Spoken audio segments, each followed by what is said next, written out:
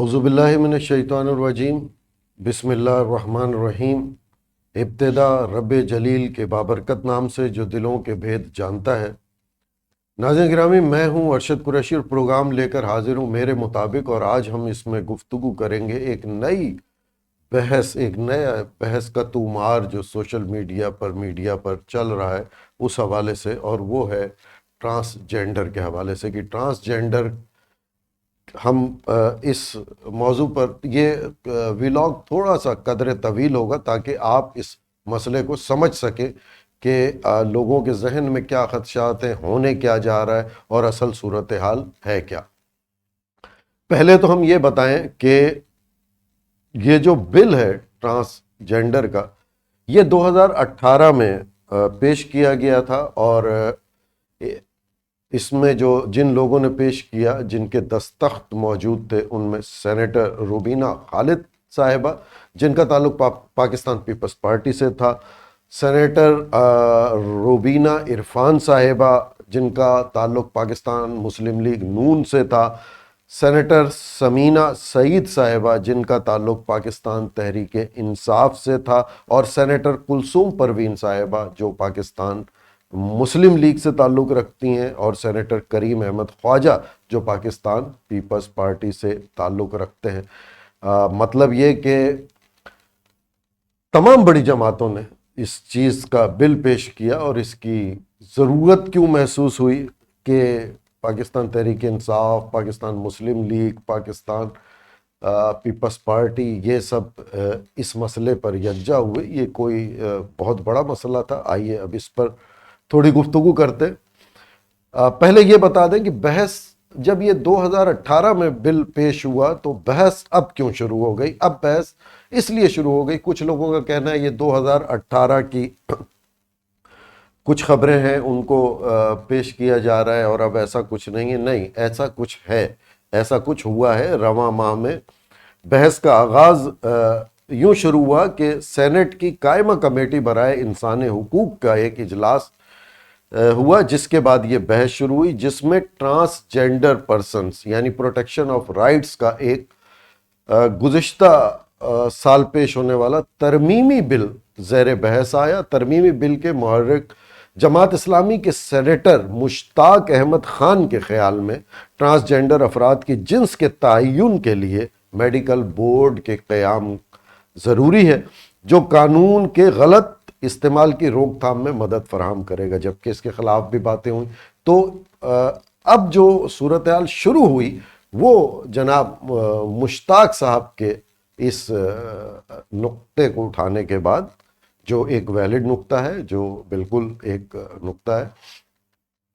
اب بات کرتے ہیں ٹرانسجینڈر ایکٹ ہے کیا۔ اسے transgender persons protection of rights کا ایکٹ 2018 کہا جا سکتا ہے۔ ٹرانسجینڈر پرسن کا مطلب درمیانی جنس، یعنی نہ وہ مردانہ اور نہ زنانہ جنسی اعضاء کے ساتھ، یعنی پیدائش جو ہوئی اس کی اور بعد میں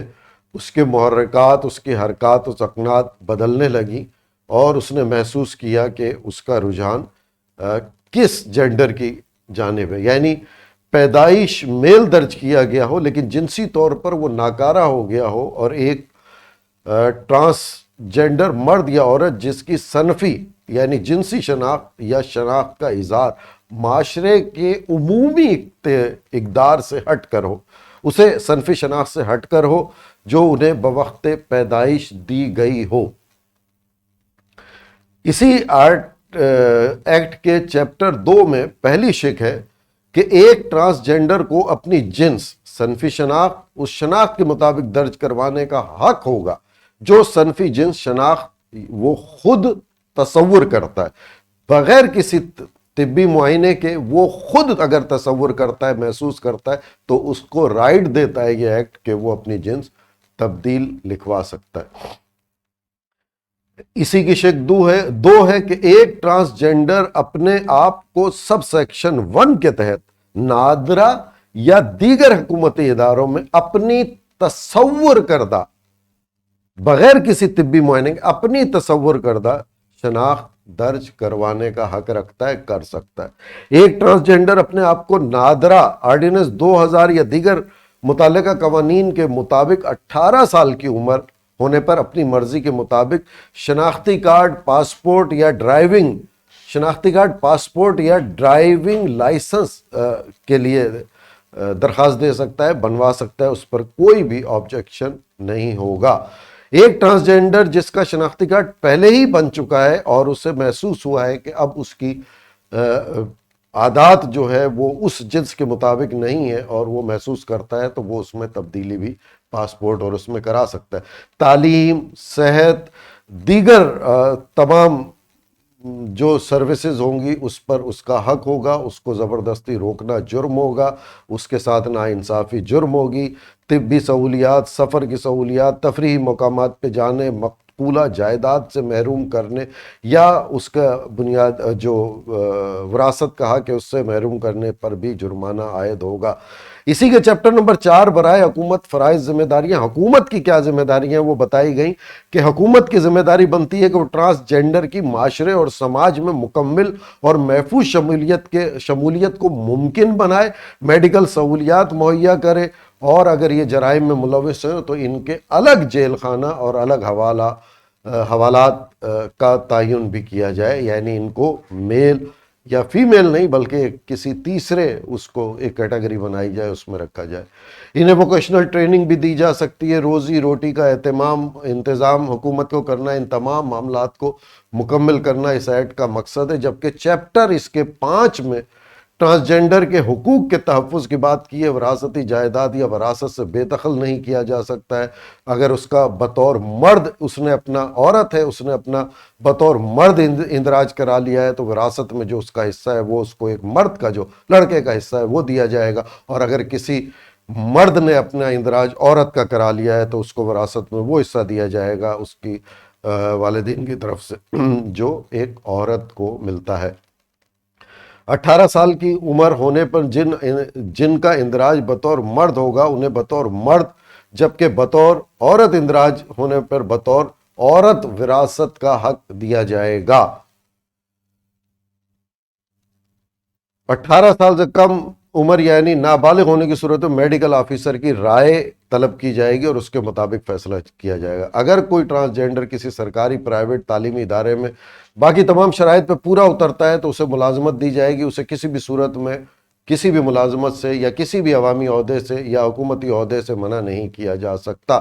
جنسی اور صنفی امتیاز پر مبینہ رویے ان کے ساتھ غیر قانونی ہوں گے۔ انہیں اس بنیاد پر تعلیمی اداروں میں داخلہ دینے سے منع کرنا جرم ہوگا۔ روکنا یا ٹریننگ پروگرام میں حصہ لینے سے روکنا بھی جرم ہوگا۔ اسلامی جمہوریہ پاکستان کے 1973 کے آئین کے تحت آرٹیکل 18 جو ان کے لیے جائز ذریعہ آمدنی کا نوکری کی ضمانت دیتا ہے اس کا اطلاق ان پر ہوگا۔ اسی طرح یہ ان کو تمام رائٹس ہوں گے، الیکشن میں حصہ لے سکیں گے، میڈیکل ان کو طبی سہولیات ہوں گی اور ہر ممکن اس کا تعاون کیا جائے گا۔ انہیں جلسہ جلوس کی اجازت ہوگی جو اس کی شق 13 میں کہا گیا ہے کہ بے مطابق 1973 کے آئین کے آرٹیکل نمبر 16 کے تحت انہیں جلسے کی اور اکٹھے ہونے کی سہولت بھی دی جائے گی اور اس کا تحفظ کیا جائے گا۔ پبلک پلیسز میں داخلے کی ان کو سہولت ہوگی۔ جائیداد کا حق میں بتا چکا اس کے لیے ہوگا، اور اگر اس کی کوئی خلاف ورزی کرے گا تو اس کو 50,000 روپے جرمانہ اور کچھ سزا اور قید کی بھی ہوگی۔ یہ ہو گئی بات کہ یہ بل پاس ہوا کیوں ہوا۔ یہ بظاہر یہ ہے کہ ٹرانسجینڈر کو ڈیفائن کرتا ہے، جنہیں ہم خسرا، ہیجڑا یا تیسری جنس یا خواجہ سرا کہتے ہیں، ان کے تحفظ کے لیے یہ بل بظاہر پیش کیا گیا، اور بڑی جماعتوں نے تینوں نے اس پر اس کو باہمی اتفاق سے پیش کیا۔ اب آئیے جو شکوک و شبہات ہیں،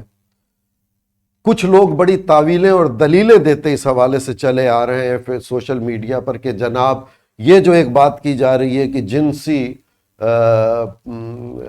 آپس میں شادیوں کا اور ہم جنس پرستی کا یہ قطعاً غلط ہے، ایسی کوئی بات بھی نہیں ہے اس پورے کے پورے ایکٹ میں۔ ٹھیک ہے، ہم نے بھی پڑھا اس پورے کے پورے ایکٹ میں، بالکل کوئی ایسی بات نہیں ہے، لیکن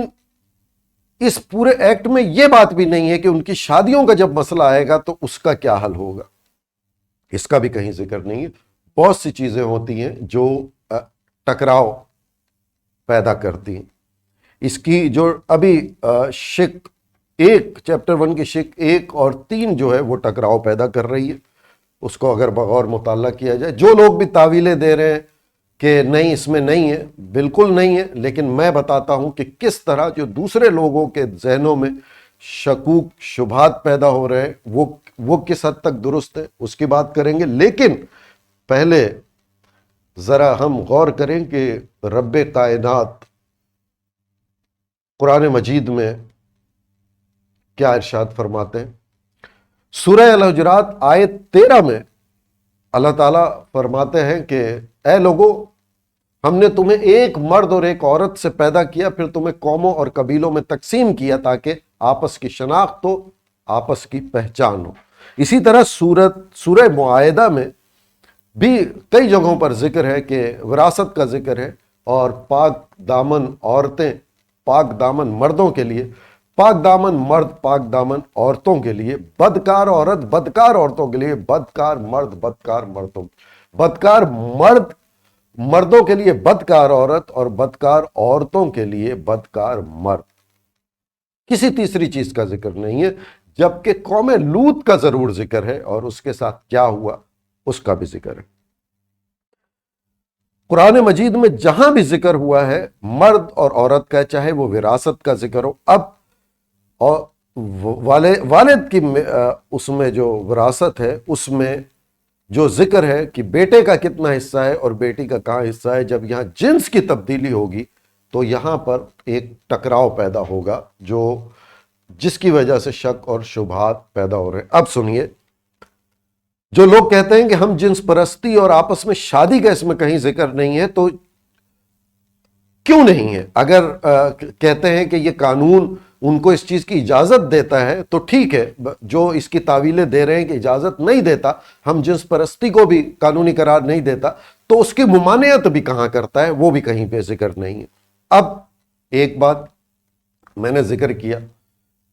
کئی چیزوں میں ٹکراؤ ہوگا نا، عورت کا جنازہ کس طرح پڑھا جاتا ہے، مرد کا جنازہ کس طرح پڑھا جاتا ہے، اور سب سے جو خطرناک بات ہے، جو ٹکراؤ ہے، وہ چیپٹر 1 کے شق 1 اور 2 میں، کہ بغیر کسی مطلب ایک شخص 18 سال کا ہو گیا اور وہ چاہتا ہے کہ جناب وہ اس مرد ہے، اور وہ سمجھتا ہے کہ میرے اندر خواہشات عورت والی ہیں، اور وہ عورت ہو جاتا ہے، عورت بن جاتا ہے، عورت کا اندراج کرا لیتا ہے۔ ظاہر ہے قدرت کا جو اس کے اندر نظام ہے وہ تو موجود رہے گا، اگر وہ عورت کا اندراج کرا لیتا ہے تو پھر اس کی شادی کیسے ہوگی؟ وہ شادی کس سے کرے گا؟ ایک مرد جو اصل میں جو بنیادی طور پہ مرد ہے، اس نے اپنے آپ کو عورت کا روپ دھار لیا اور عورت رجسٹرڈ کرا لیا، اگر وہ شادی کرے گا تو وہ کس سے کرے گا؟ ظاہر ایک مرد سے کرے گا، اور وہ خود مرد جو بنیادی طور پہ مرد ہے وہ مرد سے مرد شادی کرے گا۔ اور اسی طرح جیسے میں نے مثال دی کہ اگر ایک عورت مرد کا اندراج کرا لیتی ہے اور مرد کا روپ دھار لیتی ہے، مرد کا اولیہ بنا لیتی ہے، اور اس کا نادرہ میں بھی اندراج ہو جاتا ہے، تو وہ کس سے شادی کرے گی؟ ظاہر ہے وہ بنیادی طور پہ عورت ہے، لیکن ویسے وہ مرد بنی ہوئی، تو وہ ایک عورت سے شادی کرے گی، اور دونوں عورت ہی ہوئی، اور جو میں نے پہلے بتایا وہ دونوں مرد ہوئے، تو یہ آپس میں شادی ہوئی، یہ ہم جنس پرستی ہوئی۔ اس پر شکوک اور شبہات ہے، اس پر بات کی جا رہی ہے۔ جو مشتاق صاحب نے جماعت اسلامی کے جو پوائنٹ اٹھایا وہ ویلڈ پوائنٹ ہے کہ طبی، لیکن مسئلہ یہ ہے کہ یہاں میں کیا ذکر کروں کہ طبی سرٹیفکیٹ بھی تو بڑے بن جاتے ہیں، یہ بھی ایک افسوس کا مقام ہے۔ اب یہ ایک میں نے تعویل دے دی، دلیل دے دی کہ یہ جو ہم جس پرستی کی بات کی جا رہی ہے اور شادی آپس میں، تو وہ اس طرح ہوگا کہ آپ جب اس کو اپنی مرضی بغیر کسی طبی معائنے کے اپنی مرضی کی اجازت دے رہے ہیں تو وہ تو شادی کی بھی اس کو اجازت، یا تو پھر آپ قانون میں ممانعت کر دیں کہ ایسے لوگوں کی شادی ہی نہیں ہوگی، اور اگر آپ اس کو شادی کی اجازت دے رہے ہیں تو پھر اقرار کریں کہ یہ ہم جنس پرستی ہوئی، کہ ایک مرد جو بنیادی طور پہ مرد ہے وہ عورت کا اندراج کروا رہا ہے، اور پھر وہ شادی مرد سے کر رہا ہے، تو بنیادی طور پہ دونوں ہی مرد ہوئے. اسی طرح اگر عورت مرد کا روپ دھار رہی ہے اور وہ اندراج مرد کا کرا رہی ہے، بنیادی طور پہ عورت ہے تو وہ مرد بن کے عورت سے شادی کرے گی، لیکن بنیادی طور پہ عورت ہے تو دونوں عورتیں ہی ہوئی. یہی ہم جنس پرستی ہو گئی، اور یہ اللہ کا بڑا عذاب ہے. اس سے ہمیں توبہ کرنی چاہیے، اور جو لوگ اس کے لیے آگے بڑھے انہیں قرآن اور یہ حدیث اور علماء کرام یہ سب ہے. مولانا فضل الرحمان صاحب نے کہا کہ وہ اس پر بات کر رہے ہیں، اس قانون کو سمجھیں گے اور پھر علماء سے رائے لیں گے. یہ بہت اچھی بات ہے. یہ ایک بے راہ روی کا بل ہے، اور اس کو میں تو حیران ہوتا ہوں کہ اس کے حمایت میں تعویلیں اور دلیلیں جو لوگ لے کے آ رہے ہیں وہ ذہن میں اس چیز کو تو کم از کم رکھیں کہ اگر ہم جنس پرستی اور آپس میں شادی کا ذکر نہیں ہے تو اس میں ممانعت بھی نہیں ہے. اور جب یہ لوگ ابھی بڑے افسوس کی بات ہے کہ جب مشتاق صاحب نے سوال کیا حکومت سے کہ کتنے لوگوں نے جب 2018 سے اب تک اپنی اندراج کرایا ہے، تو مردوں کی تعداد 27,000 کے قریب اور 14 یا 17,000 عورتوں کی تعداد ہوئی جنہوں نے اندراج چینج کرایا اپنی مرضی سے. اب اس میں کئی قانونی پوائنٹ بھی آتے ہیں کہ اگر ایک عورت ہے اور وہ لڑکی ہے، اور جب بیٹے کو وراثت ہوتی ہے اور ظاہر ہے بیٹے کو زیادہ حق ملتا ہے، تو وہ اپنا اندراج جو ہے صرف اس کے لیے مرد کے لڑکے کے لیے کرا لے گی، تو اس کو یہ ایک قانون کی خلاف ورزی ہوگی. اور یہ جس لیے بل پیش کیا اصل میں خواجہ سراؤں کے لیے، یعنی ان کو بھی باعزت مقام ملنا چاہیے، باعزت شہری بن کے رہنا چاہیے، ان کو ملازمت ملنی چاہیے. ان کے حقوق کے لیے بل پیش کیا گیا، اور اس کے پیچھے یہ سب ہونے جا رہا ہے. اللہ مجھے ہدایت دے، ہم سب کو ہدایت دے، اور اس بے روی سے اللہ تعالی ہمیں بچائے اور عقل اور سمجھ عطا فرمائے، حکمرانوں کو بھی اور بل جو پیش کرتے ہیں انہیں بھی، کہ اپنے ملک کے لیے جو بہتر ہو. اسلام یہ واحد ملک ہے جو اسلام کے نام پر حاصل کیا گیا ہے، اسلامی ریاست ہے. اس پر کم از کم اپنے تئیں تو کوشش کریں کہ کوئی ایسی چیز نہ ہونے دے. انہی الفاظ کے ساتھ میں اجازت چاہتا ہوں. فی امان اللہ.